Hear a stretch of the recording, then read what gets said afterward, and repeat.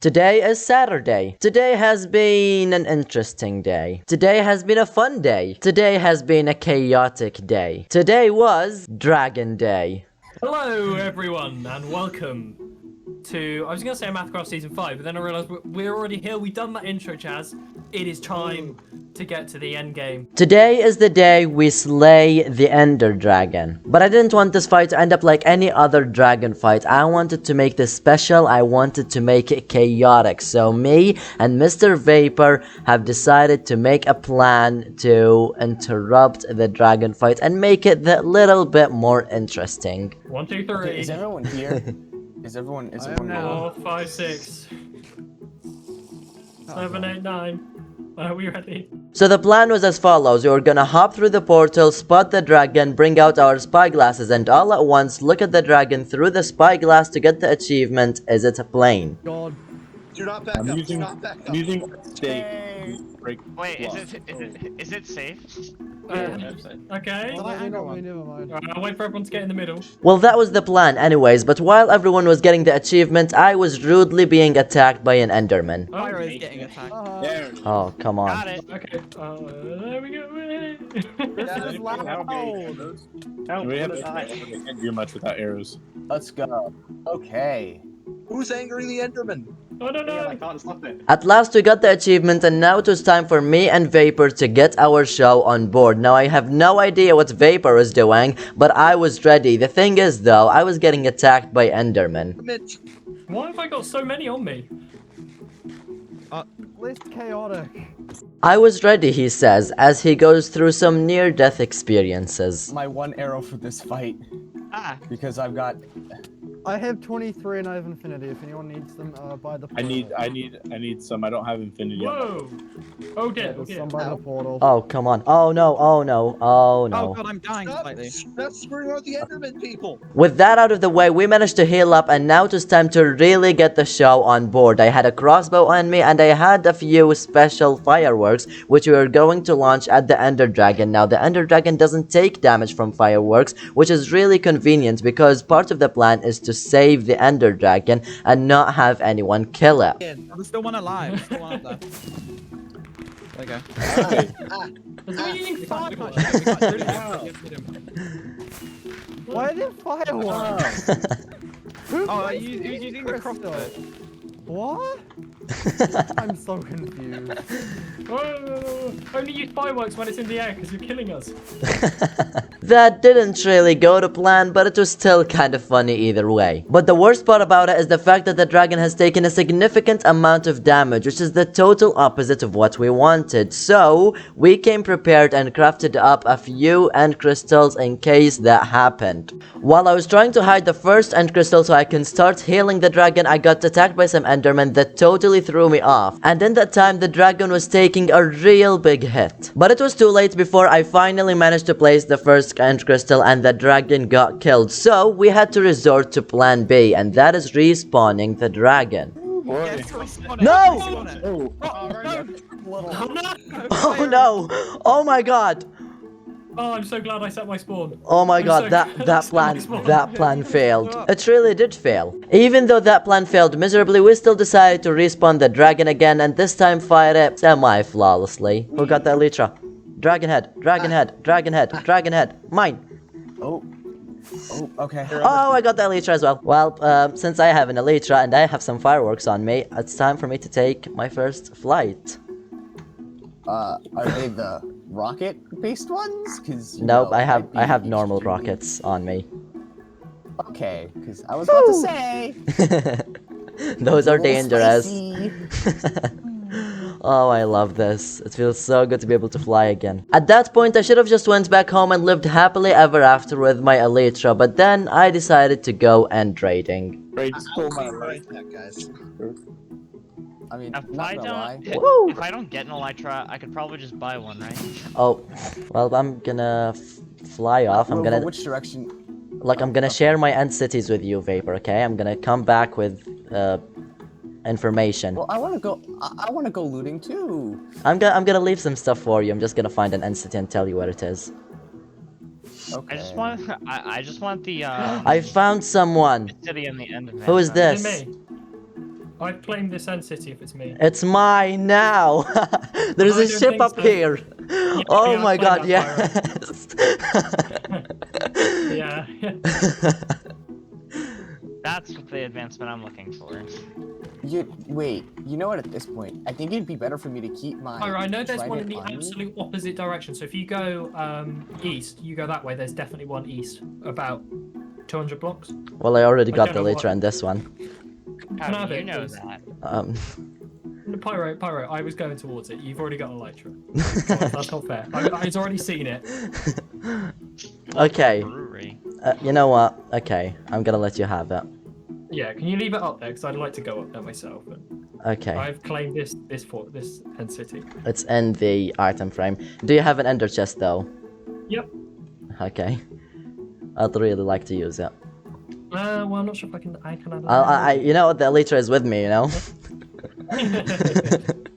Well, I'm not going to go straight up there. I'm going to raid this place. These shulkers are annoying. I forgot you can shield these things. I think I'll take the chances of Oh, possibly missing. yes. In that case, I'll let you go first. Oh my god. Can I get stuck in one of these? Got a Yeah. shulker head. I'm still salty. I mean, you're the one who wanted me to do it. Man. I'm changing my FOV No! back.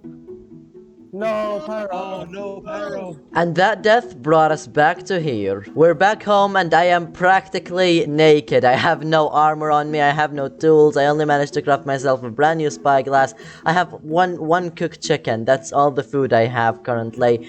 And I've got nothing else. I tried to go and get my stuff back from that very end city, but I loaded the chunks for too long and I am pretty confident that they have despawned by now. So I lost everything. Well, everything I had on me in my inventory. Our trip to the end city was not wasted because we came out with 3 shulker boxes which I managed to put inside my ender chest. And I have already started putting these shulker boxes to use. If we open this middle one right here, as you can see, we have a whole bunch of things that we can use to start getting back on our feet. I have a bunch of iron gear here, a couple of pickaxes and stuff. I don't have much food, and I also have an elytra and some fireworks. Of course, the fireworks I had previously from my ender chest, and this elytra Rover gifted me very kindly, and I think that was his way of saying thank you for leaving that elytra I nearly took from him in that end city. So thank you very much, Rover, for this elytra right here. This is gonna come in very handy. And we also have some armor here which I previously crafted. I still have my mending diamond chest plate because I put it in my ender chest before I died, and I have some armor which I have crafted way back so I wouldn't have to waste any more diamonds if I ever die and lose my stuff. But yeah, I didn't have to craft myself a new set because I already had one, and I can start enchanting this set right here with the books I have. I have a Feather Falling 4 book and a couple of extra mending books. I'm not going to use them now though. I'm actually going to put them in one of the chests here, perhaps this one. Or no, this chest is a mess. This one. All my chests are a mess. Okay, we'll put it in this one here, and we can start using them a bit later down the line after we've sorted ourselves with full diamond gear and tools and start properly enchanting our armor. And that is what we're going to be doing in today's video. The plan for today is starting to work with villagers. And to start working and trading with villagers, I need to actually find myself some villagers, and thankfully, next to my portal there is a village, and in the village there is a well, and in the well there are 2 villagers here. And from 2 villagers we can get 1,000,000 more. I just need to go and get them some food. So I have some carrots over here. Go up the ladder and share the food between them. So you can have 31. That didn't get thrown. And you can have the rest. There we go, and now soon enough we're gonna see you guys breeding. We need to see hearts, come on. Oh, they're sharing food, and the food just fell. Good job, you two. Good job. We got ourselves a couple of babies here. Of course, this one has already grown up, and now we're going to start moving them to the location where my trading hall is going to be. Now, this is a bit of a journey. The place where my trading hall is going to be is way over on the opposite side of the portal from where the villager breeder is, but hey, it's going to be worth it in the long run when we start adding in, when we start building the building around the trading hall. It's going to be amazing. There we go. The first one is in place, but now we have to start working on clearing out the area so we can start working on the trading hall, and then we can start also moving the second villager, and if we get any more villagers from the villager breeder, they're of course going to come here as well. I am now done clearing out a little bit of space here, and I've already started setting up the trading system layouts kind of thing. We already have a couple of plots in place where the villagers are going to go. Of course, we need to extend it a little bit here because having 4 villagers isn't enough, so we're going to extend the trading plots and have a bit bigger to fit in more villagers, just like so. So we now have 2 more villagers added on each side, and that totals up the villagers in one trading system kind of area up to 12 villagers. Now I don't have any more workstations only. I only crafted the 4 smithing tables, but of course we're gonna add a few more once we get the opportunity to do so. Not too long after that, we got the opportunity to add more workstations, and we now have filled up all the plots we have in this one trading system. So here on this side we have 3 cartography tables, on this side we have 3 blast furnaces for armorers, on this side we also have cartography tables, and on the side behind me we have some smithing tables. Now we need to start working on the redstone system itself, which is why I'm not putting the villager back there inside the plots just yet, because first I need to place down some redstone to make it that little bit more advanced. I have managed to place in the first module here for the villager trading system where one of the villagers is going to go, and now we can go ahead and start seeing it in action. Then I can show you how it all works. We gotta connect up the rail and then push the villager.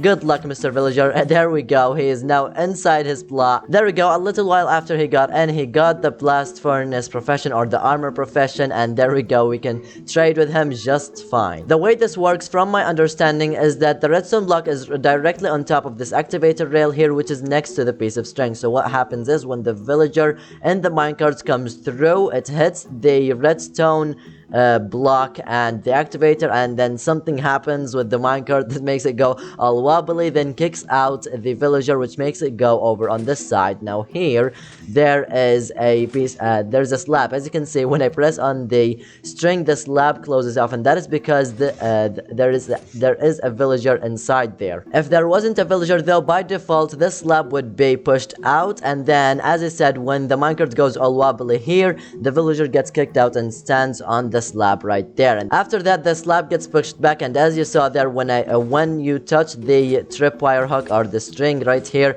the slab closes off, so no more villagers or anything else could go inside. The way this detects whether a villager is inside the plot or not is when the villager goes inside, it's gonna there's a piece of string right here which the observer detects, making the piston pull the slab backwards, which then opens the gateway. So when the string on the top gets activated, the piston gets pushed forward. After that, when the villager gets in place, all the redstone gets activated and all that nerdy business happens, the minecart just continues on with the rail. Of course, every so often, if the redstone block is touching the activator rails, it's gonna go all wobbly. Unless there are villagers in each of the plots, then it's just gonna go through smoothly. And then right here, since the rail is not connected to anywhere, the minecart just flew off into the ground here. But what I'm gonna do is connect it up to a lava tube where the minecart is gonna get killed, or I guess destroyed. Alongside that, if any extra villagers go in the system and the system is completely full, the minecart is still gonna go into the lava, killing both the minecart or destroying the minecart and killing the villager. Of course, killing the villagers isn't a big deal. As long as you have 2 villagers, you can breed them up and get even more. I'd say this is one of the best designs for a villager trading hall, which is made by one of my good friends, Command Freak. As far as I know, he completely designed this on his own, which is really impressive considering how efficient and flawless it is. Of course, it only works flawlessly if it's made properly. Now what I'm going to do is start placing down all the other redstone modules and start sending in a few more villagers so we can then start working on trading all our stuff with them. We now have all the redstone in place. This thing is looking pretty crazy. It really looks like the circuit should be more complicated than it actually is, but hey, it's a good thing that this is as simple as it is. Now it's time to start filling up this place with villagers. We already have 2 in place, and here I have an alignment of villagers and a shape with a baby sheep inside him. Apparently I accidentally managed to do that. They're all waiting, and they're waiting for their turn to go into the brand new trading system. So what we're gonna do is take a slab, and yep, there we go. I have a few rails here. What I'm gonna do, place the rail and start pushing this guy. Come on, go to your new home. There we go, and there we go. He goes into his place, and the minecart is gonna go all around since it's empty, and end up in the lava. Next one goes in, another one in place, and another one, and we have a fourth one right here. Now, I was going to wait for this baby villager here to grow up, but I think he has been bonding with this sheep right here for quite some time, so I think it would be a bad idea to separate them, so I have an idea for them. For now, though, I'm going to lead them to somewhere safe, so connect up the rails. Oh, no, don't go away, please. Stay with your buddy. No, that's not what we want. Go back with your best friend. There we go, good job.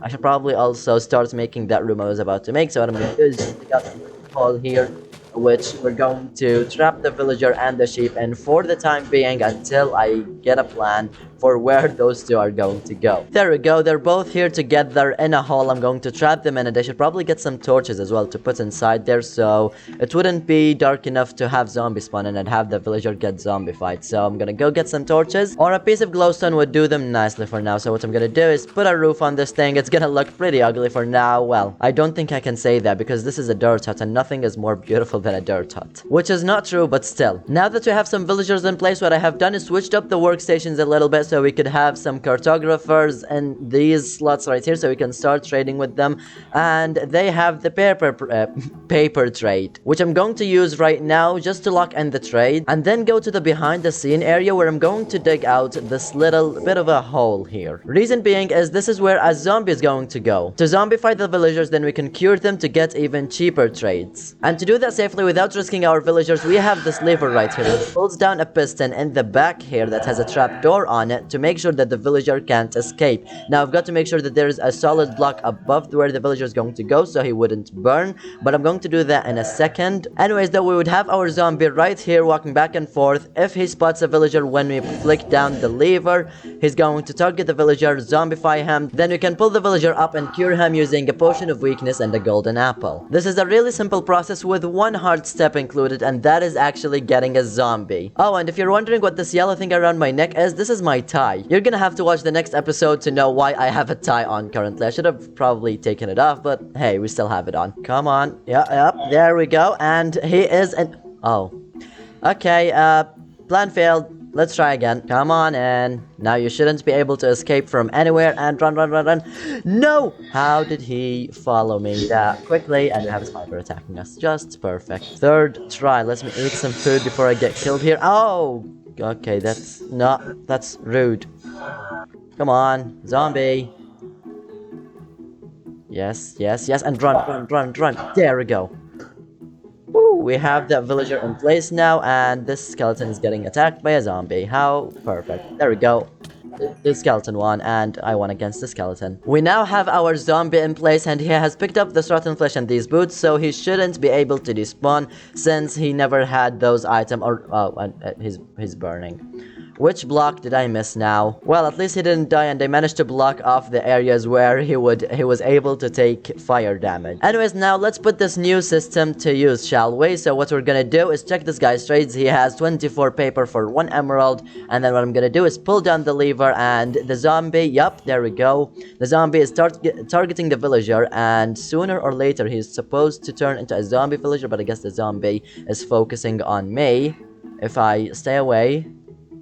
Come on. There we go. Now, as you can see, the villager has turned into a zombie villager. Now, since I already traded with him, he shouldn't be able to despawn. So what I'm gonna do now is start trying to get myself the materials I need, the stuff I need for curing him. All brewed up, we have our weakness potion. All we have to do is splash it on this guy and give him a golden apple, and then he starts shaking away. And there we go. We got the advancement zombie doctor. That took way too long. Now we can check this guy's trades, and there we go. We managed to get his trade down from 24 paper for 1 emerald to 18 paper for 1 emerald, but that is not quite enough. That's still pretty expensive. So what I'm going to do is flick this lever downward. I'm also going to do it for these other cartographers. They all have been zombified. I now have to go through the same process again, but I need 1 more golden apple, so I'm gonna come back in a minute to start curing them again. So apparently those guys can't go below 18 paper for 1 emerald, so recuring this guy was quite the waste. But hey, a discount is a discount at the end of the day, and we can still trade with him. So what I'm gonna do is start leveling these guys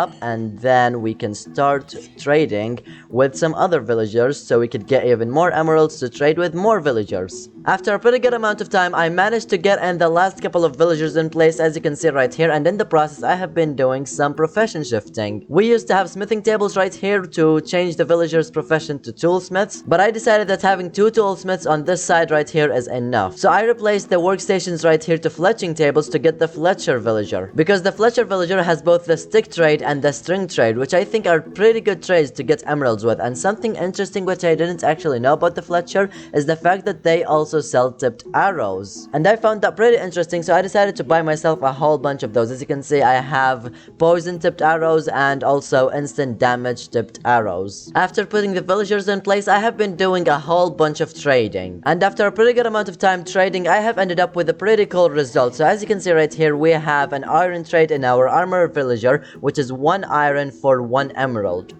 I have a whole bunch of iron on me, so what I'm gonna do is buy all the emeralds I can from this guy alone, and we managed to get our hands on 12 emeralds. Now check this out, I can buy a whole set of diamond armor for 1 emerald apiece. So with 4 emeralds, I managed to get about 24 diamonds right here. We go over to the weaponsmith and buy ourselves a sword. Then we have our toolsmiths in the back, that we can buy ourselves a whole bunch of tools. We can buy a hoe, an axe, a shovel, and a pickaxe. So what we just did there is buy a whole set of diamond gear for just 11 iron ingots, as we have ended up with 1 emerald. And this is why villagers are very useful. This right here is 35 diamonds, which I just got with using only 11 iron ingots, which is pretty insane. Now you might notice that the enchants on this diamond gear isn't really the best. I mean, we have the boots right here with protection 2 and breaking 2, feather falling 2. That is an exception. I'm not going to throw that out not right now. But for example, the sword, we have Bane of Arthropods 2, we have only efficiency 2 on the axe and breaking 2 on the shovel. Not really the best of enchants. But to fix that, we have our good friend the Grindstone. What you can do is put in all of our gear, and we can disenchant the armor. We can also disenchant the gear, and then we can put in as many enchantments or whatever enchantments we would like. But there's a slight issue we have, and that is the fact that we don't actually have any enchants to put on this gear, which is why the next thing on the agenda is copying this trading system design and filling it up with librarian villagers to get our hands on a whole bunch of enchanting books. But I'm gonna put that off until the next video, because sadly I have run out of time for this one. If you have enjoyed this video, be sure to leave a like. Also consider subscribing, as that would be greatly appreciated. Don't forget to check out the next video where we are going to finish with this whole trading business and perhaps start working on the building, which is going to go all around the trading system we have. Oh, and also in the next video you'll find out why I'm wearing a tie. So I hope you're looking forward to that, but for now I'll see you all in the next video. Farewell, lads.